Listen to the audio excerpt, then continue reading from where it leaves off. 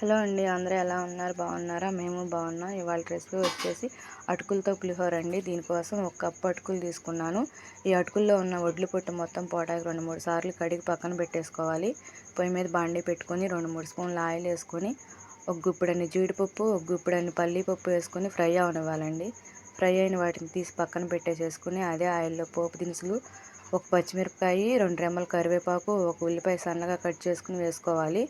వేసుకుని కొంచెంసేపు మగ్గనివ్వాలండి. 1 నిమిషం పాటు మగ్గిన తర్వాత చిటికెడు పసుపు, చిటికెడు ఇంగువ వేసుకుని కలుపుకోవాలి.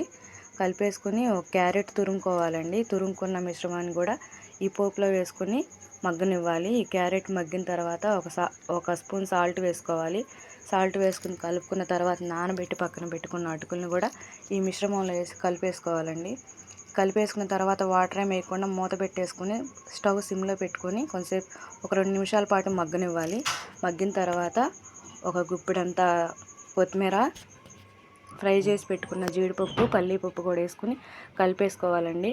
కలిపేసుకున్న తర్వాత చిటికెడంత పంచదార వేసుకుంటున్నాను. ఈ పంచదార ఎందుకు వేస్తున్నానంటే లెమన్ జ్యూస్ వేస్తాం కాబట్టి లెమన్ జ్యూస్ని బ్యాలెన్స్ చేస్తుంది. లెమన్ జ్యూస్ పిండేసేసుకొని ప్లేట్లోకి తీసేసుకోవాలండి. ప్లేట్లోకి తీసుకుని ఒక నిమ్మకాయ చెక్కతో సర్వ్ చేసుకుంటే చాలా బాగుంటుంది. వీడియో నచ్చితే లైక్ చేయండి, షేర్ చేయండి, కామెంట్ చేయండి.